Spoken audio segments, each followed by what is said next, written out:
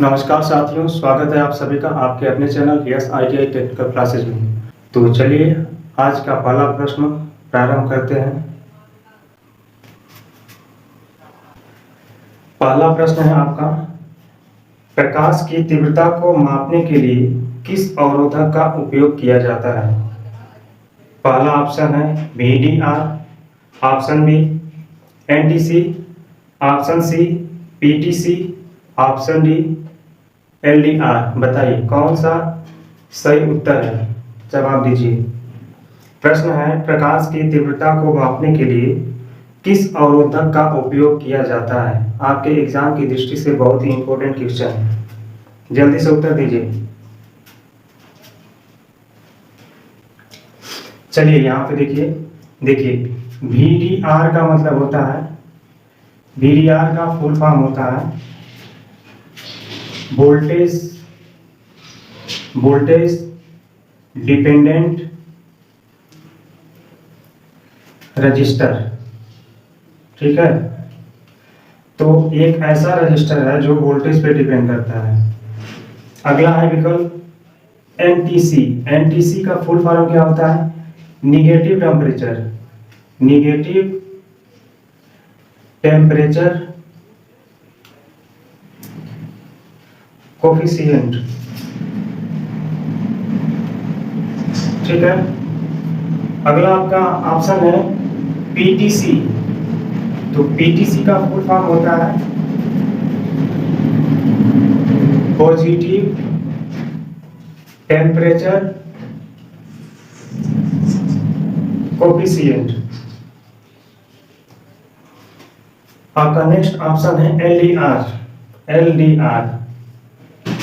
तो LDR का full form होता है लाइट डिपेंडेंट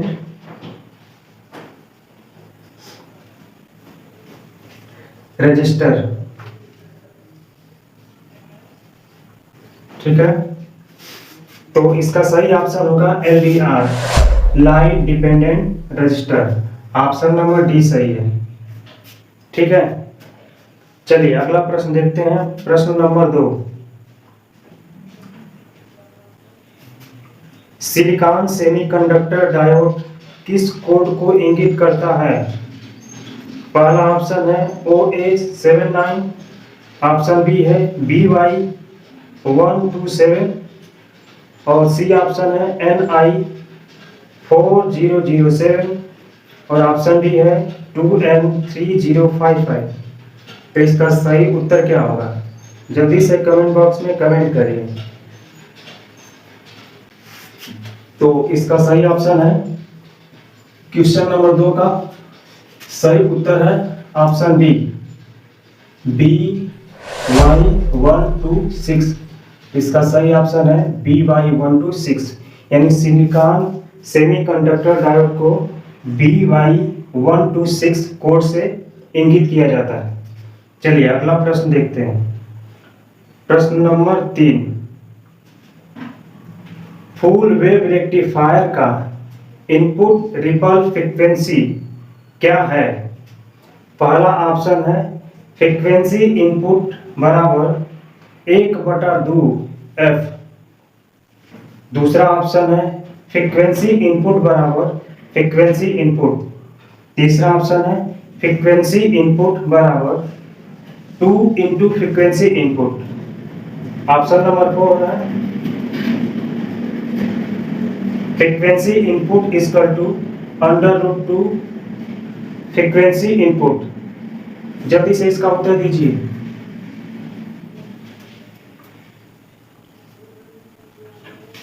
तो चलिए देख लेते हैं फुल वेव रेक्टिफायर के बारे में।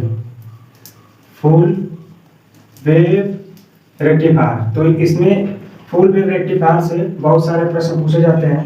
पहला प्रश्न यही होता है कि फुल वेव रेक्टिफायर कितने तरह के होते हैं, पहले ये जान लें। तो पहला होता है सेंटर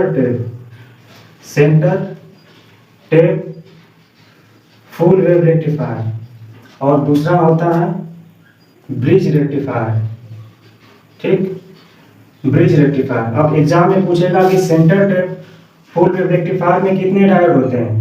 तो इसमें होते हैं 2 डायोड। कितने डायोड होते हैं? दो डायोड होते हैं। और ब्रिज रेक्टिफायर में कितने डायोड होते हैं? तो यहाँ पे 4 डायोड होते हैं। ठीक है, इनका जो फ्रीक्वेंसी होता है, इनपुट जो फ्रीक्वेंसी होता है वो 2 गुणे सप्लाई फ्रीक्वेंसी के बराबर होता है, यानी F in equal to 2 into F S, यानी इसका सही ऑप्शन है ऑप्शन नंबर सी। तीसरे प्रश्न का सही उत्तर है सी, एफ इन बराबर 2 इंटू एफ इन। ठीक है, तो फुल वेव रेक्टिफायर का इफिशियंसी जो होगा, इफिशियंसी होता है इसका 81.2%, और इसका जो फॉर्म फैक्टर होता है, फॉर्म फैक्टर वो होता है 1.11। इसके बाद इसका जो आरएमएस वैल्यू होता है, आरएमएस वैल्यू Vm/2 होता है या Im/2 होता है। ठीक है, और इसका एवरेज वैल्यू जो होता है, एवरेज वैल्यू 2Vm/π होता है। तो इसका सही ऑप्शन हो जाएगा ऑप्शन नंबर सी। चलिए अगला प्रश्न देखते हैं। प्रश्न नंबर 4, एक सक्रिय घटक कौन सा है? पहला ऑप्शन है इंडक्टर यानी प्रारंभ करने वाला, रजिस्टर यानी रोकने वाला, कैपेसिटर यानी संधारित्र, ट्रांजिस्टर यानी ट्रांजिस्टर। चलिए इसका सही उत्तर क्या होगा कमेंट बॉक्स में कमेंट करके बताइए। प्रश्न संख्या 4 है, एक सक्रिय घटक कौन सा है? देखिए सक्रिय घटक क्या होता है, सक्रिय घटक, और जान लेते हैं दूसरा निष्क्रिय घटक। निष्क्रिय घटक तो जितने भी इलेक्ट्रॉनिक डिवाइस हैं वो सक्रिय घटक के अंतर्गत आते हैं। जैसे आपका डायोड हो गया, आपका SCR, इसके बाद ट्रायक, इसके बाद डायक, और वोल्टेज सोर्स, वोल्टेज सोर्स और करंट सोर्स, करंट सोर्स, इन सबको सक्रिय घटक कहते हैं। ठीक है, अब निष्क्रिय घटक आपका ट्रांसफार्मर आता है निष्क्रिय घटक में, और इसके बाद इंडक्टर आता है, इंडक्टर, इसके बाद कैपेसिटर आता है, कैपेसिटर, कैपेसिटर भी निष्क्रिय घटक के अंतर्गत आता है, और रजिस्टर भी, रजिस्टर भी निष्क्रिय घटक के अंतर्गत आता है। तो इसका सही ऑप्शन हो जाएगा ऑप्शन नंबर डी, यानी जो ट्रांजिस्टर होता है वो क्या होता है, एक अक्रिय घटक है। तो इसका सही ऑप्शन हो जाएगा ऑप्शन नंबर डी, ट्रांजिस्टर। चलिए अगला प्रश्न देखते हैं। प्रश्न संख्या 5, कौन सा अक्षर यौगिक पदार्थ कैडमियम सल्फाइड को इंगित करता है? पहला ऑप्शन है ए, ऑप्शन बी है बी, ऑप्शन सी है इसका सी, और ऑप्शन डी है आर। तो इसका सही उत्तर हो जाएगा ऑप्शन नंबर डी, आर होता है, यानी कैडमियम सल्फाइड को आर से इंगित करते हैं। चलिए अगला प्रश्न देखते हैं। प्रश्न संख्या 6 नंबर, प्रतीक का नाम क्या है? तो प्रतीक कुछ इस तरह का है, इसका नाम पूछ रहा है, तो इसका नाम बताइए, नाम क्या होगा? कमेंट बॉक्स में आप लोग कमेंट करिए और नाम जल्दी से बताइए।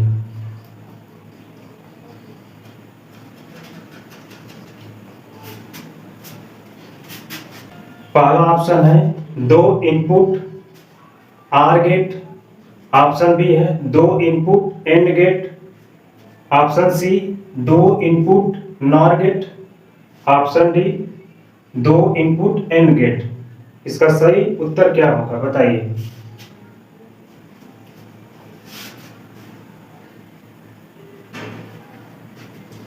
तो इसका सही उत्तर हो जाएगा option number D, option number D, 2 input nand gate. Nand gate, nand gate कैसे है? ये जो आकृति देख रहे हैं वो एंड गेट का है। इसके बाद यहाँ पे देख रहे हैं बबल लगा है, यानी जब ये बबल लगा है इसका मतलब एंड और नॉट दोनों है। एंड और नॉट का ये मिक्स सिंबल है, तो इसीलिए इसका नाम होता है नेंड। एंड और नॉट मिलकर के नेंड बनाते हैं। ठीक है, तो इसका सही ऑप्शन हो जाएगा ऑप्शन नंबर डी, दो इनपुट नेंड गेट। चलिए इसका थ्योरी देख लेते हैं। देखिए एंड गेट क्या होता है, एंड गेट का सिंबल क्या होता है, कुछ इस तरह का एंड गेट का सिंबल आपका होता है। दो इसमें इनपुट होता है और एक आउटपुट होता है।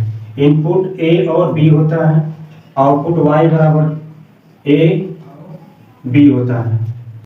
इसका सर्किट होता है कुछ इस तरह का, दो स्विच ऐसे लगे होते हैं और यहाँ पे लोड जुड़ा है। इसके बाद इसमें हम इनपुट वोल्टेज देंगे, तो कुछ इस तरह का इसका सर्किट होता है। अगर इसका सत्य सारणी देखें, सत्य सारणी अगर देखें तो ये आपका इनपुट हो जाएगा और इधर हो गया आउटपुट। तो सत्य सारणी क्या होगा,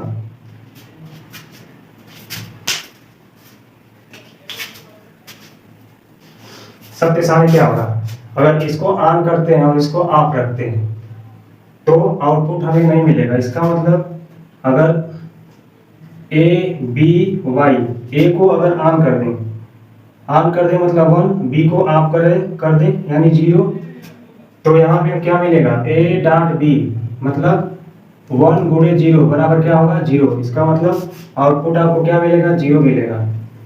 यदि ए को 0 करें, इसको ओपन रहने दें और इसको क्या कर दें, बंद कर दें, तो यहाँ पे 1 हो जाएगा, तभी आपको 0 ही मिलेगा।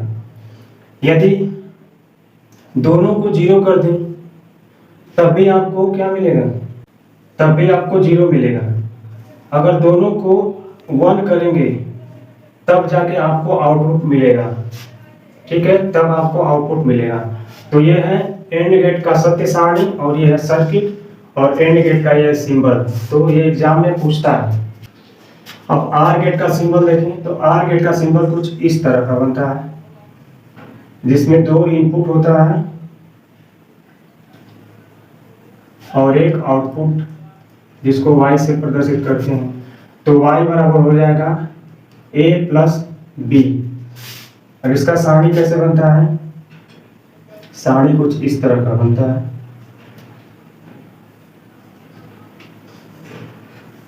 सॉरी, जो सर्किट बनता है कुछ इस तरह का बनता है।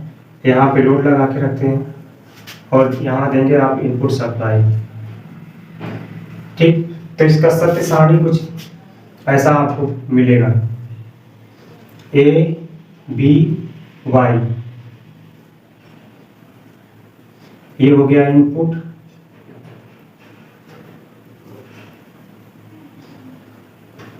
ये हो गया आउटपुट। अगर इसको ऑन कर दें और इसको ऑफ करके रखें, ऑन करने का मतलब कि स्विच को ऑन करेंगे तो सर्किट क्या होगी, क्लोज होगी, यानी इसको 1 करेंगे और इसको 0 करेंगे तभी आपको आउटपुट मिलेगा। मान लीजिए पहले को हम 0 करते हैं, दूसरे को 1 करते हैं, तभी आपको आउटपुट मिलेगा। अगर दोनों को 0 कर दें तो आपको क्या मिलेगा, तभी आपको आउटपुट मिलेगा। ठीक है, अगर दोनों को ऑन कर देते हैं तब आपको आउटपुट नहीं मिलेगा, क्योंकि जब ये स्विच बंद हो जाएगा तो जो भी करंट फ्लो होगा वो लोड की तरफ नहीं जाएगा, घूम करके फिर आ जाएगा इधर। ठीक है, तो ये हो गया आर गेट का सिंबल और आर गेट का ये है समीकरण और ये है तालिका और ये है उसका सर्किट। अब देखिए नॉट गेट का सिंबल क्या होता है, नॉट गेट का, तो नॉट गेट का सिंबल होता है आपका कुछ इस तरह का, नॉट गेट का सिंबल होता है जिसमें एक इनपुट होता है और एक आउटपुट होता है। तो y बराबर होता है a बार। ठीक, और इसका जो सर्किट होता है कुछ इस तरह का होता है।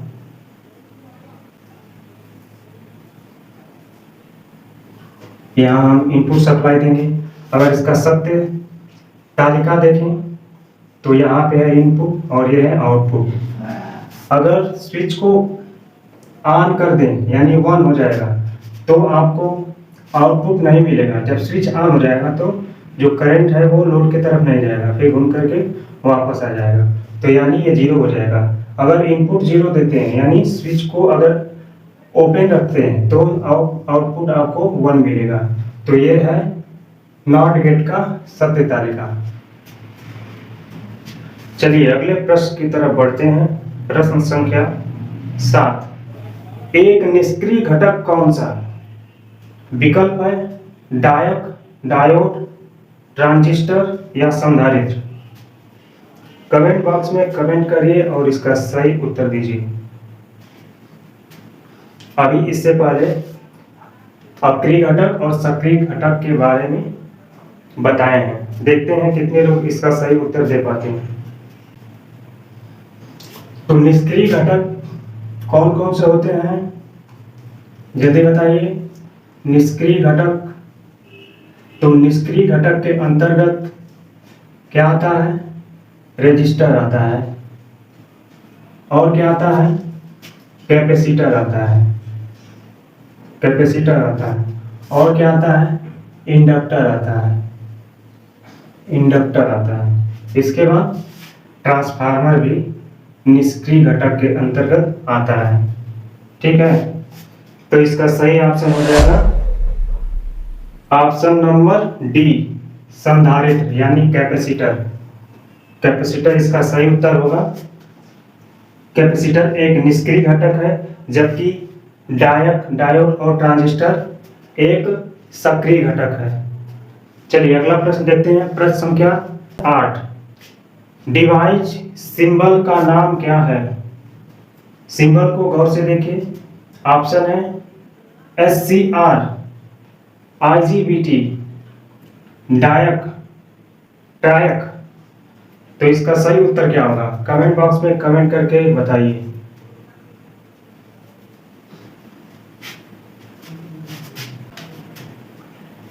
चलिए SCR के बारे में जानते हैं। तो SCR का पूरा नाम क्या होता है? Silicon control rectifier. ठीक है, रेक्टिफायर। इसके बाद IGBT का पूरा नाम क्या होता है? कमेंट बॉक्स में कमेंट करिए। तो IGBT का पूरा नाम है इंसुलेटेड गेट बाइपोलर ट्रांजिस्टर। जो IGBT होता है ट्रांजिस्टर और मॉसफेट का कॉम्बिनेशन होता है। ये पता है ना आप लोगों को? IGBT ट्रांजिस्टर और मॉसफेट का कॉम्बिनेशन होता है। अगला है डायक। तो डायक का पूरा नाम क्या होता है? कमेंट बॉक्स में कमेंट करिए। तो डायक का पूरा नाम होता है डायोड फॉर अल्टरनेटिंग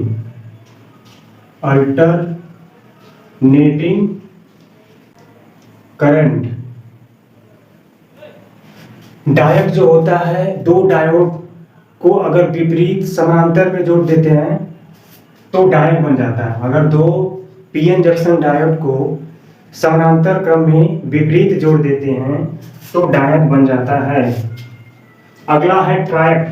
तो ट्रायक का फुल फॉर्म क्या होता है? पूरा नाम क्या होता है? कमेंट बॉक्स में कमेंट करके बताइए।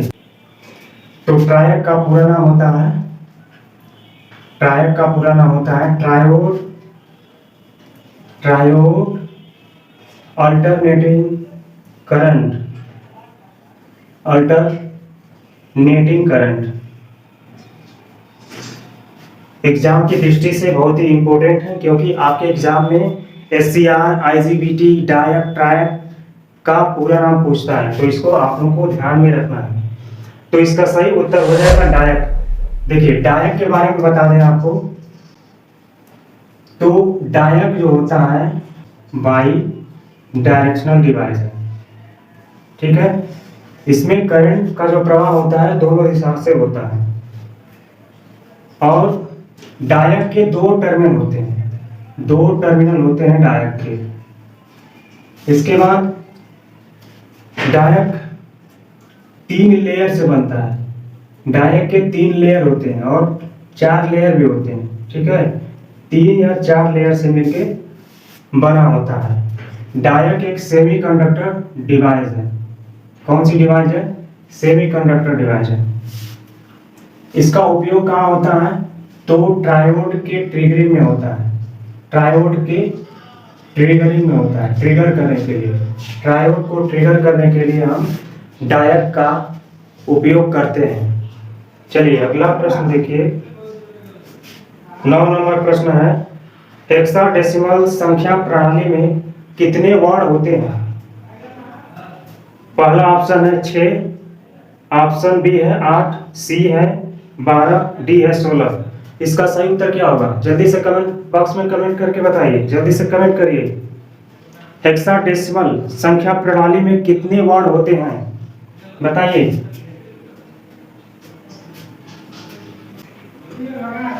चलिए इसका सही उत्तर है ऑप्शन नंबर डी 16।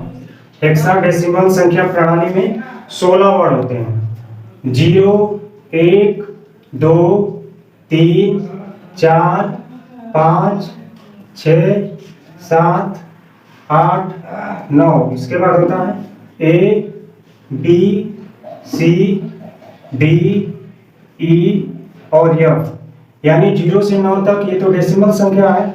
इसके बाद ए, बी, सी, डी, ई, एफ तक होता है, यानी कुल 16 वर्ण होते हैं हेक्साडेसिमल संख्या प्रणाली में। तो इसका सही उत्तर हो जाएगा ऑप्शन नंबर डी 16। चलिए अगला प्रश्न देखिए। प्रश्न संख्या 10, कौन सा इलेक्ट्रॉनिक सर्किट बिना इनपुट के एसी सिग्नल उत्पन्न करता है? इसका पहला ऑप्शन है फिल्टर सर्किट और दूसरा इसका ऑप्शन है दिष्टकारी सर्किट, ऑप्शन सी है प्रवर्धक सर्किट और डी ऑप्शन है दोलन सर्किट। तो इसका सही उत्तर क्या हो जाएगा? कमेंट बॉक्स में कमेंट करके बताइए। इसका सही उत्तर बताइए, देखते हैं कितने जने बता पाते हैं। चलिए इसका सही उत्तर हो जाएगा ऑप्शन नंबर डी दोलन सर्किट। दोलन सर्किट है, इसका सही उत्तर हो जाएगा दोलन सर्किट। दोलन सर्किट एक ऐसा परिपथ होता है जो वांछित आवृत्ति की विद्युत तरंगें उत्पन्न करता है, सही है, और साइनोसोडल और नॉन साइनोसोडल तरंगें भी उत्पन्न कर सकता है। दोलित्र में इनपुट तथा आउटपुट के मध्य 0 डिग्री तथा 360 अंश का फेज अंतर होता है और जो दोलन सर्किट होता है उसका वोल्टेज गेन हाई होता है। ये एग्जाम में पूछता है, दोलन सर्किट का वोल्टेज गेन हाई होता है। चलिए अगला प्रश्न देखिए। प्रश्न संख्या 11 नंबर, कौन सा उपकरण मापे हुए या परीक्षणिक मात्रा का एक दृश्य प्रतिनिधित्व प्रदान करता है? पहला ऑप्शन है वोल्टेज स्टेबलाइजर, ऑप्शन बी है फलन जनक, ऑप्शन सी है कैथोड रे ऑसिलोस्कोप और ऑप्शन डी है रेडियो फ्रीक्वेंसी जनरेटर। तो इसका सही उत्तर क्या होगा? कमेंट बॉक्स में कमेंट करके बताइए। तो इसका सही उत्तर हो जाएगा option number C CRO। CRO का पूरा नाम होता है cathode ray oscilloscope. Cathode ray oscilloscope को हम शॉर्ट में CRO के नाम से भी जानते हैं। तो सही ऑप्शन हो जाएगा ऑप्शन नंबर सी। CRO एक ऐसा इलेक्ट्रॉनिक डिवाइस है जो समय के सापेक्ष किसी सिग्नल के अभिलक्षण आवृत्ति आदि को प्रदर्शित करता है।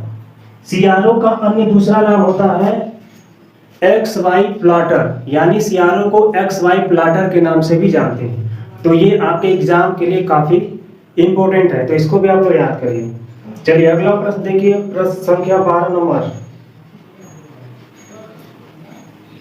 एम्पलीफायर का नाम क्या है? तो चित्र को देखिए और बताइए एम्पलीफायर का नाम क्या है। सही ऑप्शन हो जाएगा option number B, class B push pull amplifier. ठीक है, तो इसे आपको चित्र को पहचानना है और पहचान के आपको याद करना ही होगा। ठीक है, चलिए अगला प्रश्न देखिए 13 नंबर। एक दोलन सर्किट में अनुनाद आवृत्ति की गणना करने का सूत्र क्या है। पहला ऑप्शन है एफ आर बराबर 1/2 pi L C. Option number B है आपका एफ आर बराबर 1/2 पाई एल सी।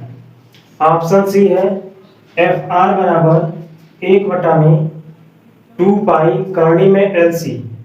और ऑप्शन डी है एफ आर बराबर 1/LC करणी में 2 पाई। बताइए इसका सही उत्तर क्या होगा। ये रेजोनेंस फ्रीक्वेंसी पूछ रहा है, अनुनाद आवृत्ति के बारे में पूछ रहा है। तो अनुनाद आवृत्ति का सूत्र क्या होता है, जल्दी से बताइए। तो इसका सही ऑप्शन हो जाएगा ऑप्शन नंबर सी, अनुनाद आवृत्ति का सूत्र होता है एफ आर बराबर 1/2 पाई करणी में एल सी। आपके एग्जाम में पूछेगा, ये बहुत ही इंपॉर्टेंट है। तो ऑप्शन नंबर इसका सी सही होगा। अगला प्रश्न है 14 नंबर। चलिए इसे देखते हैं। सिलिकॉन ट्रांजिस्टर के संचालन के लिए बेस एमिटर जंक्शन में न्यूनतम वोल्टेज की आवश्यकता क्या है। इसके विकल्प हैं 0.2 वोल्ट से 0.3 वोल्ट। नेक्स्ट विकल्प है 0.4 वोल्ट से 0.5 वोल्ट। नेक्स्ट विकल्प है 0.6 वोल्ट से 0.7 वोल्ट। नेक्स्ट विकल्प है इसका 0.8 वोल्ट से 0.9 वोल्ट। तो इसका सही ऑप्शन क्या होगा। एमीटर बेस सिलिकॉन से बना हुआ ट्रांजिस्टर है, सिलिकॉन से बना हुआ ट्रांजिस्टर है। देखिए ट्रांजिस्टर का संरचना कुछ इस तरह का होता है। 3 लेयर होते हैं, पी एन पी या एन पी एन। ये 3 लेयर होते हैं। 3 लेयर से मिल करके ट्रांजिस्टर का निर्माण होता है, पीएनपी और एनपीएन। तो इसमें 2 बैटरी लगाई जाती है, बेस और एमीटर के बीच में और बेस और कलेक्टर के बीच में। तो ये बेस और एमीटर के बीच में पूछ रहा है। ये आपका एमीटर हो गया, ये है आपका बेस टर्मिनल और इसे कहते हैं कलेक्टर टर्मिनल। तो एमीटर और बेस के बीच में जो बैटरी लगाते हैं वो कितने वोल्ट की होती है। तो इसका सही उत्तर हो जाएगा option number C, C option सही होगा। सिलिकॉन के लिए 0.6 वोल्ट से 0.7 वोल्ट तक होता है, 0.7 वोल्ट तक सिलिकॉन के लिए होता है 0.6 वोल्ट से 0.7 वोल्ट। और जर्मेनियम के लिए होता है 0.2 वोल्ट से 0.3 वोल्ट तक। ठीक है, तो अगर जर्मेनियम के लिए पूछता है तो आपको बताना है 0.2 वोल्ट से 0.3 वोल्ट। चलिए आज की क्लास का अंतिम प्रश्न है, प्रश्न संख्या 15 नंबर। क्रमशः 4 रंग बैंड लाल, बैंगनी, नारंगी और सोने के साथ प्रतिरोध का न्यूनतम और अधिकतम मान क्या होगा। जल्दी से हल करके बताइए, कमेंट बॉक्स में कमेंट करके बताइए जल्दी से।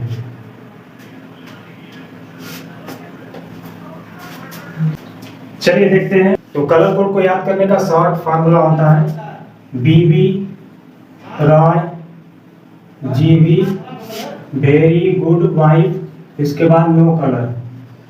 तो पहले बी का मतलब होता है काला, जिसका कलर कोड होता है 0।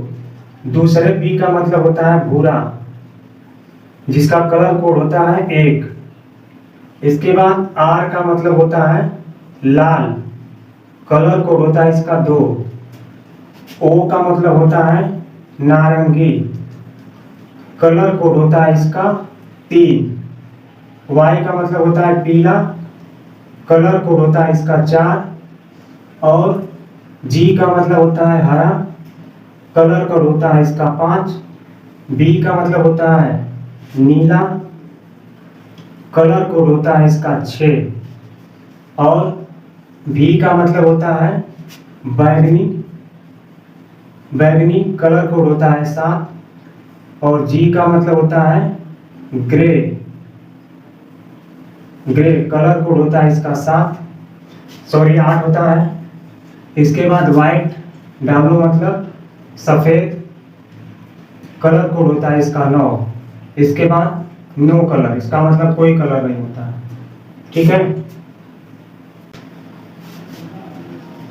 तो पहला कलर कोड है आपका लाल, इसके बाद है बैगनी, इसके बाद है नारंगी और फिर है सोना। तो लाल का कलर कोड कितना था? 2 था। और बैगनी का कलर कोड कितना था? 7 था। नारंगी मल्टीप्लायर में आ जाएगा, ये है 2 जो है पहला डिजिट है और 7 दूसरा डिजिट है। नारंगी हो जाएगा मल्टीप्लायर में, तो ये हो जाएगा 10 पे घाते 3।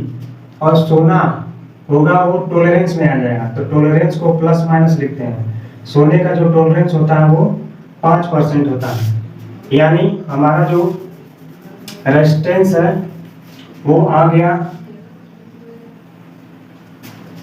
27,000 प्लस माइनस 5%।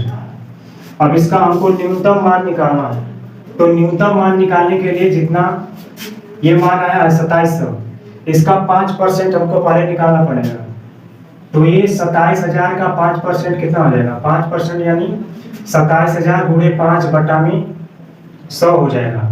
तो नीचे का 2 जीरो, ऊपर का 2 जीरो कट जाएगा, तो बचेगा 270 गुणे 5, यानी 0 का गुणा करेंगे 5 का गुणा करेंगे 0 में 0 होगा, और 5 7 35 को 5 हो जाएगा। इसके बाद 3 बचेगा और 5 दूना 10, 10 3 कितना हो जाएगा? 13, यानी हो जाएगा 1350। तो 27,000 का 5% आया है 1350। तो 27,000 जो है उसमें से अगर आप 1350 घटा देते हैं तो आपको न्यूनतम मान आ जाएगा, और 1350 जोड़ देंगे तो रेजिस्टेंस का अधिकतम मान आ जाएगा। 27,000 में से अगर 1350 को घटाते हैं तो कितना आ जाएगा? ये हो जाएगा 5, इसके बाद 6, इसके बाद हो जाएगा 5 और 1, यानी 2, यानी आ जाएगा 25,650। 25,650 आ जाएगा घटाने पे। अगर जोड़ते हैं इसमें 1350 अगर जोड़ दें तो 0 हो जाएगा, इसके बाद 5 हो जाएगा, ये 3 हो गया, और ये एक साथ में 1 जोड़ेंगे 8 हो गया, और 2 यानी 28,350 ओम। यानी न्यूनतम मान, न्यूनतम जो मान है वो आएगा 25,650 ओम, और अधिकतम मान आएगा, अधिकतम मान आ जाएगा 28,350 ओम। यानी इसका ऑप्शन नंबर सी सही होगा। ठीक है, तो आज के क्लास में बस इतना ही प्रश्न हम लोग हल किए हैं। अगले क्लास में जो भी प्रश्न बचे हैं उसको हल करेंगे, धीरे धीरे हल करते जाएंगे। तो कमेंट बॉक्स में कमेंट करके बताइएगा कि आपको यह क्लास कैसी लग रही है, और वीडियो अच्छी लगती है तो इसे लाइक कर दीजिए और अपने दोस्त मित्रों में भाई शेयर कर दो, और बोलो कि क्लास चल रही है, क्लास अटेंड करें, क्लास अच्छी चलेगी, बेहतर चलेगी। हर एक पॉइंट बताया जाएगा, थ्योरी के भी पार्ट्स इसमें बताए जाएंगे, एमसीक्यूज के साथ थ्योरी के भी पार्ट्स बताए जाएंगे। यदि चैनल पे नए हैं तो चैनल को सब्सक्राइब कर दीजिए, बेल आइकन प्रेस करके ऑल पे क्लिक कर दीजिए। मिलते हैं अगले क्लास में, तब तक के लिए जय हिंद, धन्यवाद।